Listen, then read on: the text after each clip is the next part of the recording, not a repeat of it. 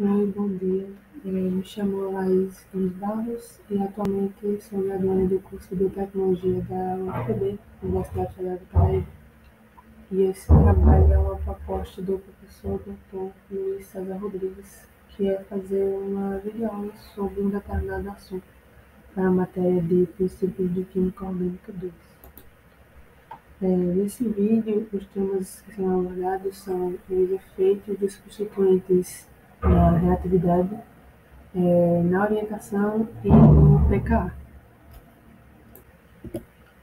Então, começando com os efeitos dos substituintes na reatividade, quando nós temos um substituinte e ele se adiciona ao anel aromático, ele pode fazer com que o anel fique mais reativo ou menos reativo. Então, nós temos um grupo que nós chamamos de doador de elétrons, que quando ele se adiciona ao anel aromático, ele vai aumentar a densidade eletrônica, ou seja, vai fazer com que esse anel aromático fique mais reativo nas reações de substituição eletrofílica aromática em relação ao benzeno. Já quando se adiciona um grupo regenerador de elétrons, vai diminuir a densidade eletrônica, fazendo com que o anel aromático fique menos reativo. A etapa determinante da reação é a formação do carbocátio intermediário, e esse carbocátio é um átomo que é deficiente em elétrons. Então, se temos um grupo que doa elétrons para o anel, esse substituinte doador de elétrons vai estabilizar tanto o carbocátio intermediário, como também o estado de transição que leva à sua formação, o que vai aumentar a sua reatividade. Então, o grupo doador de elétrons também ajuda a estabilizar o carbocátio, que vai ser formado como intermediário da reação, já que esse carbocátio está deficiente de elétrons. E, seguindo a mesma lógica, o grupo retirador de elétrons não vai estabilizar o carbocátio. Quanto aos efeitos dos substituintes, nós temos a doação e a retirada indutiva, que, portanto, por exemplo, a doação de elétrons através de uma ligação sigma é denominada de doação indutiva de elétrons. Então, o grupo alquila é mais doador de elétrons do que o hidrogênio por causa da hiperconjugação.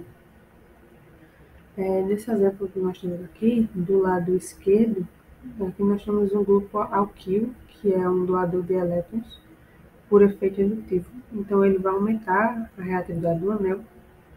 Já desse lado direito, nós temos o nitrogênio, que além de ser um átomo eletronegativo, ele também tem uma carga positiva. Então, ele vai ser um grupo retirador de elétrons.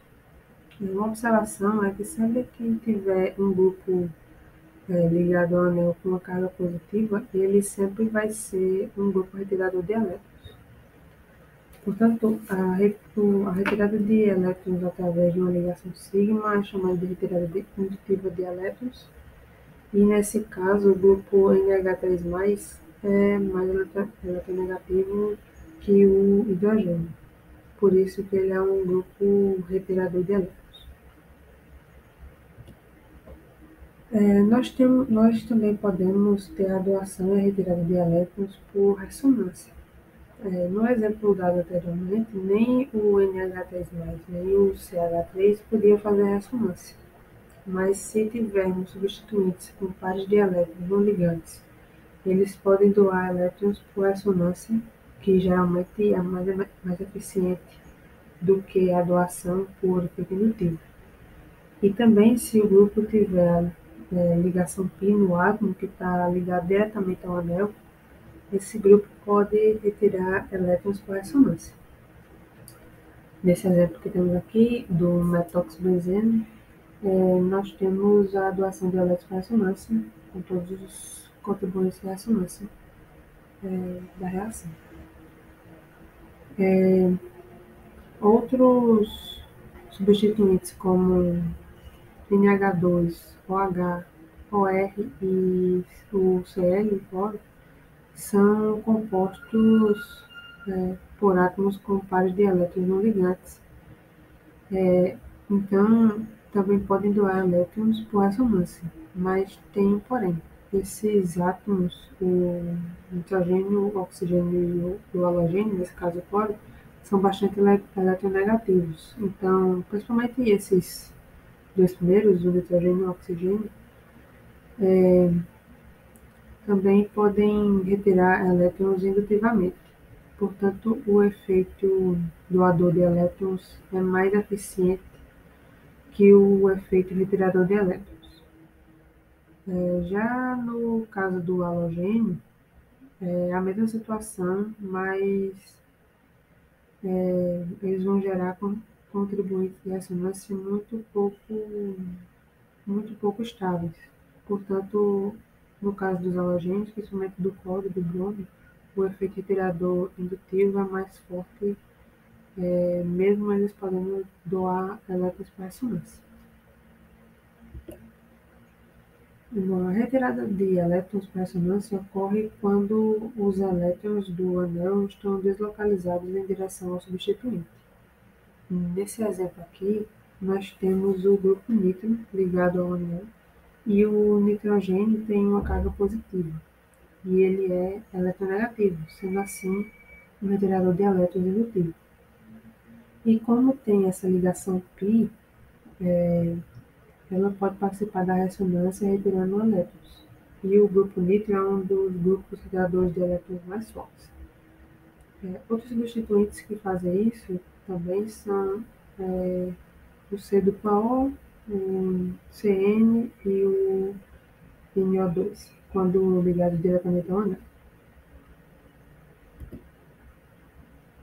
Quanto ao efeito de substituição na orientação, se tivermos um grupo G, um grupo genérico, ligado ao anel benzeno, e quisermos realizar uma segunda reação de substituição aromática, como halogenação, nitração, etc., esses próximos substituintes serão orientados pelo grupo G já existente.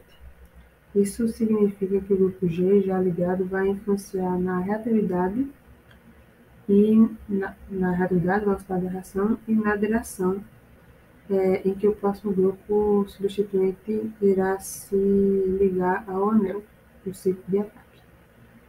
E eles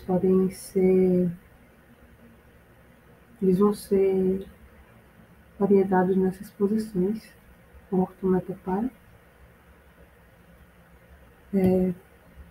Por exemplo, existem alguns grupos que são denominados ativantes, que são os que facilitam a entrada do próximo grupo substituinte e orientam as posições orto e para do anel benzênico.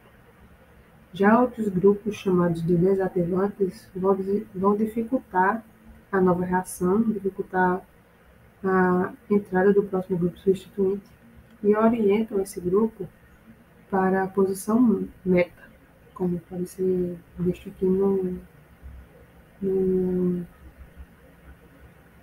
desenho. Essas influências ocorrem em razão do chamado efeito eletrônico exercido pelo grupo G, o grupo genérico, sobre o anel. Existem dois tipos de efeitos eletrônicos, tá? Que são o efeito indutivo e o efeito ressonante. Com esse vídeo aqui nós vamos estudar só apenas o efeito indutivo.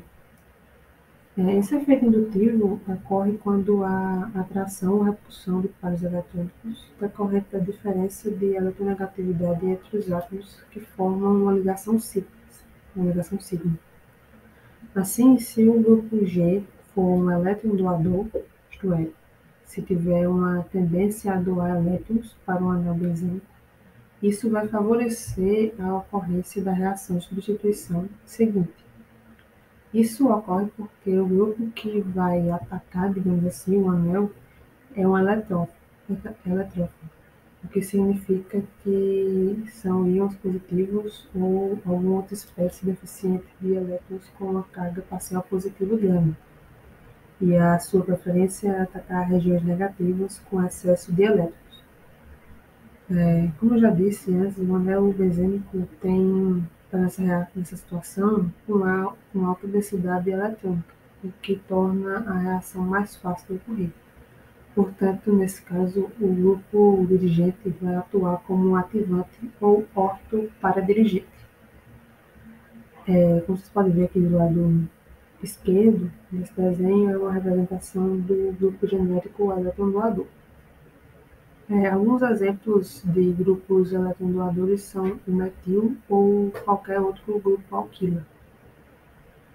Já o grupo dirigente, ele, já se o grupo dirigente retirar elétrons do anel benzênico, sendo denominado eletroreceptor, isso vai dificultar a ocorrência da reação, agindo, portanto, como um desativante ou um metadirigente.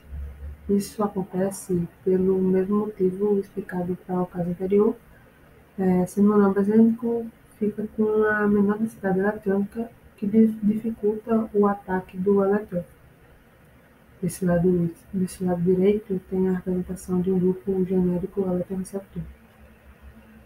Alguns exemplos de grupos que puxam para o elétron, né, que seja o eletroreceptor, para si, são o CN e o NO2. Esses grupos realizam esse efeito porque o átomo diretamente ligado ao anel contém uma carga parcial ou completa, possui uma carga parcial ou completa, conforme pode ser visto, por exemplo, no caso do NO2. Um caso particular interessante é o dos halogênios, como o flúor, cloro, bromo e iodo, que apesar de serem substituintes ortoparadirigentes, são desativantes fracos, dificultando a entrada de um segundo substituinte no anel aromático. Agora passando para os efeitos dos substituintes no pKa, vamos relembrar primeiro a eletronegatividade relativa de alguns elementos que nós temos. Por exemplo, essa sequência aqui de carbono, nitrogênio, oxigênio e flúor, sendo o flúor mais eletronegativo. Quanto mais eletronegativo um átomo for, melhor ele vai suportar uma carga negativa sobre ele. Aqui embaixo nós temos também a estabilidade relativa das bases formadas por esses átomos, e sendo a base conjugada, formada pelo flúor, sendo a mais estável. Como esses átomos estão no mesmo período da tabela periódica, vai existir uma pequena diferença entre os raios deles. Então, o átomo mais eletronegativo vai gerar uma base mais estável, porque ele suporta melhor uma carga negativa sobre ele. Mas isso é só em comparação entre os átomos de tamanho próximo, tamanho aproximado. Então, se essa é a base conjugada mais estável, o ácido fluorídrico vai ser o mais forte entre esses ácidos desses átomos que estamos comparando. Então, nós temos aqui o ácido fluorídrico sendo mais forte que a água, que é mais forte que a amônia, e este vai ser mais forte que o metano, cujo o pKa é de 50. E o ácido fluorídrico nem é considerado um ácido muito forte, mas entre os que estamos analisando, ele vai ser o mais forte. Desse modo, entre essa comparação, o ácido fluorídrico é um ácido mais forte por gerar uma base conjugada mais estável, tendo uma tendência a se ionizar mais facilmente. Então, analisando essa tabela, nós vamos ver aqui os pKa's daqueles ácidos do slide anterior. Como eu tinha dito, o pKa do metano é 50, o da amônia é 36, o da água é 15,7 e o do ácido fluorídrico é 3,2. Então, comparando esse quadro, o ácido fluorídrico é mais ácido porque ele forma uma base conjugada mais estável. Porém, quando comparamos, por exemplo, a água com ácido sulfídrico, o pK do ácido sulfídrico é 7, sendo um pK bem menor que o da água, indicando que o H2S é um ácido mais forte que a água. Aí você pode perguntar o porquê disso, sendo que o oxigênio é mais eletronegativo que o enxofre. E sim, de fato o oxigênio é mais eletronegativo que o enxofre, mas a diferença é o tamanho dos átomos. Você só vai considerar a eletronegatividade para justificar a acidez e a estabilidade da base conjugada quando você tem átomos de tamanhos próximos. Nesse caso aqui, o enxofre está no terceiro período da tabela, sendo um átomo mais volumoso que o oxigênio. Então, o volume é mais importante na determinação da estabilidade da base conjugada que a eletronegatividade. Então, só para recapitular, quando os átomos são similares em tamanho, o ácido mais forte terá o seu próton ligado a um átomo mais eletronegativo. Um exemplo é quando comparamos o metanol com a metilamina. No caso do metanol, nós temos o hidrogênio ligado ao oxigênio, que é o átomo mais eletronegativo, do que o nitrogênio. Desse modo, quando vamos para o outro lado, quando os átomos são muito diferentes em tamanho, o ácido mais forte terá o seu próton ligado ao maior átomo.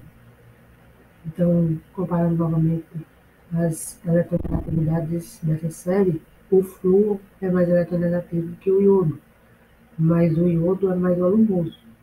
E o que quer dizer o átomo ser mais volumoso? Isso vai fazer com que ele gere uma base conjugada mais estável, porque a densidade eletrônica vai diminuir.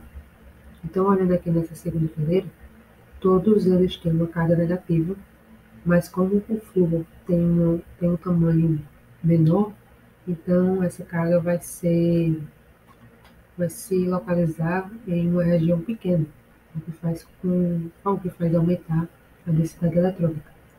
Já o iodo, por ser mais volumoso, essa carga vai se localizar numa região maior, fazendo com que a densidade diminua e, consequentemente, aumentando a estabilidade da base conjugada, tornando assim o seu ácido mais forte. Outra coisa também é a retirada de elétrons por efeito indutivo. Relembrando o que eu já tinha dito antes, o CH3, o grupo alquila, é um grupo doador de elétrons, e os grupos doadores diminuem a estabilidade da base conjugada, portanto, faz com que o ácido fique mais fraco. Agora, se você tem um grupo que retira elétrons, esse grupo vai aumentar a acidez de um ácido, porque vai gerar uma base conjugada mais estável. Aqui, as referências usadas para esse trabalho, e aqui nós terminamos esse vídeo. Obrigada pela atenção. Tchau.